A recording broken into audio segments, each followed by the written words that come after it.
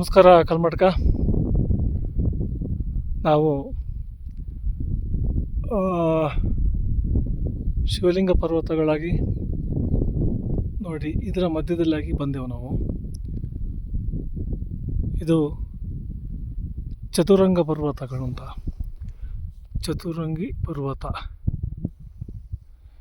ಇಲ್ಲಿ ಇದರ ಕೊನೆ ಅಂತಿಮದಲ್ಲಿ ನಮಗೊಂದು ಪರ್ವತ ಕಾಣ್ತದೆ. ಇದು ಸೀತಾ ಗ್ಲೇಸಿಯರ್. ಇಲ್ಲಿಗೆ ನಾವು ಹೋಗ್ತೇವೆ, ನಾಳೆ ನಾವು ಹೋಗ್ತೇವೆ. ಇದು ವಾಸುಕಿ ಪರ್ವತ. ಇದು ಭಗೀರಥ ಪರ್ವತ. ಇದರ ಮಧ್ಯದಲ್ಲಿ ವಾಸುಕಿ ತಾಲ್ ಅಂದರೆ ವಾಸುಕಿ ಒಂದು ಸಣ್ಣ ಕೆರೆ ರೀತಿಯ ಇರುವಂಥದ್ದು. ಇಲ್ಲಿ ನಾವು ಸುತ್ತಲೂ ಇದಕ್ಕೆ ಒಂದು ಸಣ್ಣ ಸೆಕ್ಯೂರಿಟಿ ಥರ ಇದೆ. ಅದರ ಮಧ್ಯದಲ್ಲಿ ಸಣ್ಣ ಕೆರೆ ಇದೆ. ಇಲ್ಲಿ ನಮಗೆ ಉಳ್ಕೊಳ್ಳಿಕ್ಕೆ ವ್ಯವಸ್ಥೆ ಇದೆ.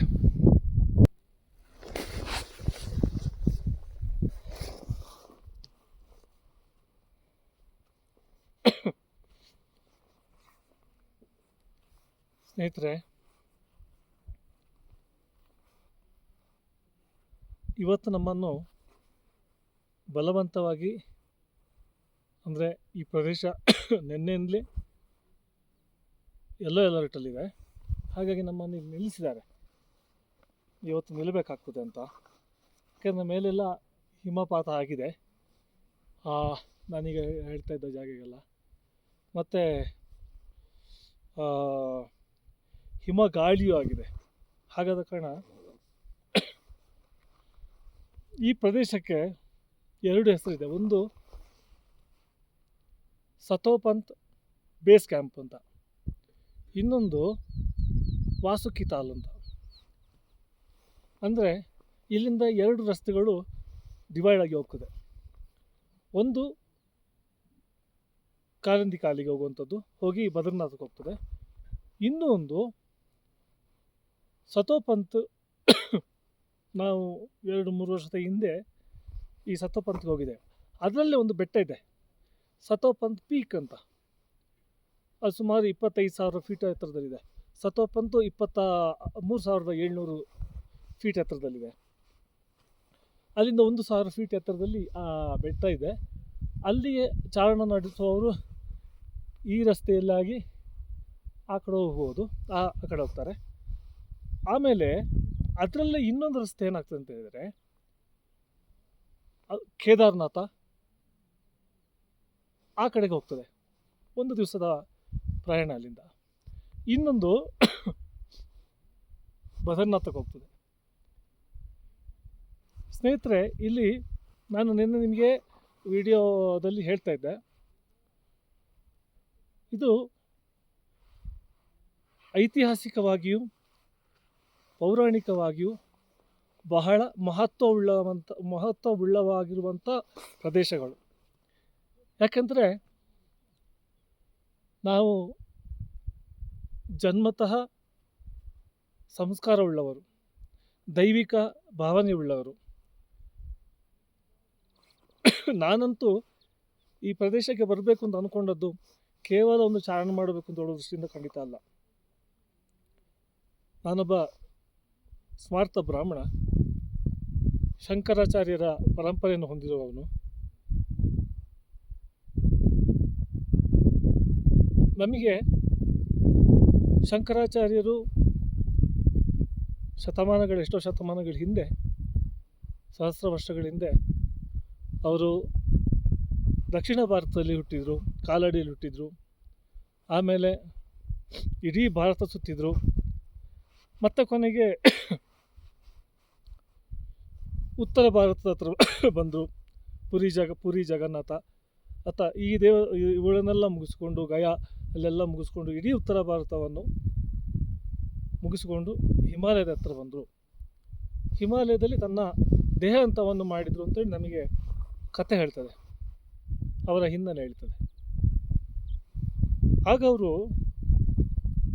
ಉತ್ತರ ಭಾರತವನ್ನು, ಚಾರ್ಧಾಮನ್ನು ನಮಗೆ ತೋರಿಸಿಕೊಟ್ಟವರೇ ಶಂಕರಾಚಾರ್ಯರು. ಈ ಹಿಂದೆ ಪಾಂಡವರು ಬಂದಿದ್ದರು, ಅವರು ಈ ಚಾರ್ಧಾಮನ್ನು ಮುಗಿಸ್ಕೊಂಡು ಆಮೇಲೆ ಬದರಿನಾಥದ ಮೂಲಕ ಸತೋಪಂಥನ್ನು ಪ್ರವೇಶಿಸಿ ಸತೋಪಂಥಲ್ಲಿ ಭೀಮನ ಅಂತ್ಯ ಆಗಿ ಆಮೇಲೆ ಮುಂದೆ ಸ್ವರ್ಗಾರೋಹಿಣಿಗೆ ಹೋಗಿ ಸ್ವರ್ಗಾರೋಹಿಣಿಯಲ್ಲಿ ವಿಷ್ಣುಕುಂಡದಲ್ಲಿ ಸ್ವತಃ ಯುಧಿಷ್ಠಿರನಿಗೆ ಕೊನೆಗೆ ಹೋಗಲಿಕ್ಕೆ ದಾರಿ ಇಲ್ಲದಂತೇಳಿ ಆದ ಮೇಲೆ ವಿಷ್ಣುಕುಂಡದಲ್ಲಿ ಸ್ನಾನ ಮಾಡಿ ಶುಚಿರ್ಭೂತರಾಗಿ ಮತ್ತೆ ಭಗವಾನ್ ವಿಷ್ಣುವನ್ನು ಶ್ರೀಕೃಷ್ಣನನ್ನು ಪ್ರಾರ್ಥನೆ ಮಾಡುವಾಗ ಶ್ರೀಕೃಷ್ಣ ದರ್ಶನ ಮಾಡಿ ಇದು ನಿನಗೆ ಇಲ್ಲಿ ಕೊನೆ, ಇಲ್ಲಿಂದ ಮತ್ತೆ ನೀನು ಮುಂದೆ ಹೋಗ್ತೀನಿ ಅಂತ ಹೇಳುವಂಥದ್ದು. ಅಲ್ಲಿಂದ ಬಂದು ಯಮಧರ್ಮರಾಯ ಬಂದು ಸ್ವರ್ಗಲೋಕಕ್ಕೆ ಕರ್ಕೊಂಡು ಹೋಗ್ತಾನೆ ಅಂತ ಕತೆ ನಾವು ಕೇಳಿದ್ದೇವೆ. ಹಾಗೆ ಈ ದಾರಿಗಳನ್ನೆಲ್ಲ ನಮಗೆ ತೋರಿಸಿಕೊಟ್ಟವರು ನಮ್ಮ ಶಂಕರಾಚಾರ್ಯರು. ಅವರು ನಡೆದು ಬಂದ ದಾರಿ ಇವೆಲ್ಲ ಇಲ್ಲೆಲ್ಲ ಹಾಲ್ಟ್ ಆಗಿದ್ರು. ಅವರು ಹಾಲ್ಟ್ ಆಗಿ ಇದರ ಮೂಲಕ, ಅಂದರೆ ಆಗಿನ ಕಾಲದಲ್ಲಿ ವಾಹನಗಳಿರಲಿಲ್ಲ, ಹಾಗಾಗಿ ನಡ್ಕೊಂಡೇ ಹೋಗಬೇಕಿತ್ತು. ಮತ್ತು ಅಂತಹ ದಿವ್ಯಾತ್ಮರು ಕಾಲ್ನಡಿಗೆಯಲ್ಲೇ ಇಲ್ಲೆಲ್ಲ ಹೋಗಿದ್ದಾರೆ. ಹಾಗಾಗಿ ಸಂತೋಷ ಏನಂತಂದರೆ ಇಂಥ ಸ್ಥಳಗಳಲ್ಲಿ ನಮಗೊಂದು ನಿಂತು ಅವರು ಈ ಸ್ಥಳದಲ್ಲಿ ಎಲ್ಲ ಇದ್ದರು ಅಂತ ಹೇಳುವಂಥ ಒಂದು ಭಾವನೆ ನಮಗೆ ಬರ್ತದೆ. ಇನ್ನು ಮುಂದೆ ಹಾಗೆ ಇದೆಲ್ಲ ಶಂಕರಾಚಾರ್ಯರು ನಡೆದು ಹೋದ ಜಾಗ. ಹಾಗಾಗಿ ನಾನು ವೈಯಕ್ತಿಕವಾಗಿ ಪರಂಪರೆಯ ಜೊತೆಗೆ ಆಧ್ಯಾತ್ಮವನ್ನು ಕೂಡ ಇಲ್ಲಿ ಸ್ವಲ್ಪ ಬೆಳೆಸಿಕೊಳ್ಳುವ ಅಂತ ಹೇಳುವಂಥ ದೃಷ್ಟಿಯಿಂದ ನಾನು ಈ ಯಾತ್ರೆಯನ್ನು ಚಾರಣ ಮಾಡ್ತಾ ಇದ್ದೇನೆ. ನಮ್ಮವರಿಗಾಗಿ ನಾನು ಹೇಳೋದು, ಪ್ರಯತ್ನ ಒಳ್ಳೆಯದೇ. ಈ ಚಾರಣ ಆಸೆಪಟ್ಟು ಧೈರ್ಯಪಟ್ಟು ಮಾಡಿದ್ರೆ ಖಂಡಿತ ಒಳ್ಳೆಯದೇ, ಇಲ್ಲದಿದ್ದರೆ ತುಂಬ ಕಷ್ಟ. ಯಾಕಂದರೆ ಇದಕ್ಕಿಂತ ಹೆಚ್ಚು ಎತ್ತರದ ಜಾಗಕ್ಕೆ ನಾವು 24,000 ಫೀಟಿಗೆ ನಾವು 2-3 ವರ್ಷದ ಹಿಂದೆ ಹೋಗಿದ್ದೇವೆ. ಆದರೆ ಇಷ್ಟು ಕಷ್ಟ ಆಗಲಿಲ್ಲ ನಮಗೆ. ಇದು ಬಹಳ ಕಷ್ಟ ಆಗಿದೆ. ಒಂದು ದಿವಸ ಇಲ್ಲಿ ರೆಸ್ಟ್ ಕೊಟ್ಟದ್ದು ನಮಗೆ ಒಳ್ಳೆಯದಾಯಿತು. ನಮ್ಮ ಆರೋಗ್ಯವು ಸ್ವಲ್ಪ ಅಷ್ಟಕ್ಕಷ್ಟೇ ಇದೆ. ಒಂದು ವೇಳೆ ಅರ್ಜೆಂಟ್ ಮಾಡಿ ಇವತ್ತೇ ಹೋಗ್ತಿದ್ರೆ ಸ್ವಲ್ಪ ಕಷ್ಟ ಆಗ್ತಾಯಿತ್ತು. ಇನ್ನು ಮುಂದೆ 3 ದಿವಸ ಕೂಡ ನಾವು ಬರಫಲ್ಲಿ ನಡಿಬೇಕು, ಅಂದರೆ ಐಸಿನ ಮೇಲೆ ನಡ್ಕೊಂಡು ಹೋಗಬೇಕು. ಕಾಲಿಗೆ ಶೂವಿನ ಜೊತೆಗೆ ಸ್ಪೈಕ್ಸ್ ಕೊಟ್ಟಿದ್ದಾರೆ, ಅದ್ರ ಜೊತೆಗೆ ಹೋಗಬೇಕು. ಆಮೇಲೆ ಹ್ಯಾಮರು ಎಲ್ಲ ಹಗ್ಗ ಇವೆಲ್ಲ ಜೊತೆಗೆ ಬೇಕಾಗ್ತದೆ. ನೋಡಬೇಕು ಮುಂದೆ ಏನಾಗ್ತದೆ ಅಂತ. ಅಂತೂ ಇಲ್ಲಿವರೆಗೆ ನಾವು ತಲುಪಿದ್ದೇವೆ. ಇನ್ನು 3 ದಿವಸ ಇದೆ. ಈ 3 ದಿವಸ ಹೇಗೆ ಆಗ್ತದೆ ಅಂತ ಗೊತ್ತಿಲ್ಲ. ಸ್ನೇಹಿತರೆ, ಸದ್ಯಕ್ಕಂತೂ ನಾವು ಸೇಫಲ್ಲಿದ್ದೇವೆ, ಏನು ತೊಂದರೆ ಇಲ್ಲ, ಸಂತೋಷದಲ್ಲಿದ್ದೇವೆ. ಮುಂದೆ ಇದನ್ನು ಪೂರ್ತಿಗೊಳಿಸ್ತೇವೆ ಅಂತ ಹೇಳೋ ವಿಶ್ವಾಸ ನಮಗಿದೆ. ನಮ್ಮ ಲಕ್ಷ್ಮೀನಾರಾಯಣರು ಸ್ವಲ್ಪ ಕಂಗಾಲಾಗಿದ್ದಾರೆ. ಸ್ವಲ್ಪ ಹೊಟ್ಟೆ, ನಮಗೆ ಇಲ್ಲಿ ಮೇನು ಸ್ವಲ್ಪ ಹೊಟ್ಟೆ ಊಟದ ಸಮಸ್ಯೆ ಬಂತು. ಬೆಳಿಗ್ಗೆ ತಿಂಡಿ ಸರಿ ಇಲ್ಲ, ಈ ಬ್ರೆಡ್ಡು ಆಮೇಲೆ ಸಾಸಿವೆ ಎಣ್ಣೆ ಹಾಕಿದಂಥ ಆಹಾರವನ್ನು ಕೊಟ್ಟಿದ್ದಾರೆ. ಹಾಗೆ ನಮಗೆ ಸ್ವಲ್ಪ ಕಷ್ಟ ಆಯಿತು. ಆದರೂ ನಾನು ಮೊದಲಿಂದ ಅದು ಸ್ವಲ್ಪ ತಿಂದು ಅಭ್ಯಾಸ ಇದ್ದ ಕಾರಣ ನಾರ್ತ್ ಇಂಡಿಯಾದಲ್ಲಿ ಊರಲ್ಲಿ ನನಗೆ ನೀರು ದೋಸೆಯೇ ಬೇಕು. ನಾನು ಬೇರೆ ತಿನ್ನೋದೇ ಅಲ್ಲ. ಆದರೆ ನಾರ್ತ್ ಇಂಡಿಯಾದಲ್ಲಿ ನಾವು ನೀರು ದೋಸೆ ಸಿಗೋದಿಲ್ಲಲ್ಲ. ಹಾಗಾಗಿ ಮನೆಯಿಂದ ಬರುವಾಗ ಸ್ವಲ್ಪ ಕೂರು ರೊಟ್ಟಿ ಹಿಡ್ಕೊಂಡು ಬಂದಿದ್ದೇನೆ, ಏನಾದರೂ ಹೆಚ್ಚು ಕಮ್ಮಿ ಆದರೆ ಅಂತ. 4 ಪ್ಯಾಕೆಟಲ್ಲಿ 3 ಪ್ಯಾಕೆಟ್ ಖಾಲಿ ಮಾಡಿದ್ದೇನೆ, ಇನ್ನೊಂದು ಪ್ಯಾಕೆಟ್ ಬಾಕಿ ಇದೆ. ಸೊ ಏನೋ ಅಡ್ಜಸ್ಟ್ ಮಾಡಿಕೊಂಡು ಮುಂದೆ ಹೋಗ್ತಾ ಇದ್ದೇವೆ. ನೋಡ ಏನಾಗ್ತದೆ ಅಂತ. ಥ್ಯಾಂಕ್ ಯು, ನಮಸ್ಕಾರ, ಜೈ ಶ್ರೀರಾಮ್.